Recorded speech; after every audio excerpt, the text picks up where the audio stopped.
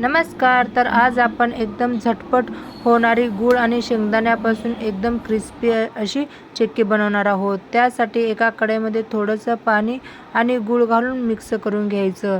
नंतर 1 चमच तूप टाकून ते सुद्धा मिक्स करून घ्यायचं आहे. दुसरीकडे आपल्याला थोडीशी तयारी करायची आहे. बेलण्याला तूप लावून ते सुद्धा बाजूला ठेवायचं आहे. इथं 2 ते 3 मिनिट झाले आहेत. आपल्या गुळाला छान बबल्ससुद्धा आले आहेत. आता आपण एकदा हा पाक चेक करून घेऊया. वाटीमध्ये थोडंसं पाणी घेऊन आपल्याला थोडंसं गुळाचा पाक त्यामध्ये टाकून ह्या पद्धतीने चेक करायचं आहे. म्हणजे त्याची तार अशी कट्टमन तुटली का आपला एकदम कडक असा गुळाचा पाक तयार झाला आहे.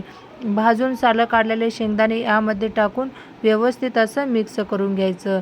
नंतर ते आपल्याला एका बटर पेपरवर काढून घ्यायचं आहे आणि बेलण्याच्या मदतीने आपल्याला ही चिक्की लाटून घ्यायची आहे. आणि थोडंसं थंड झालं का, हलकंसं थंड आहे तोपर्यंतच आपल्याला ही चिक्की कट करून घ्यायची आहे.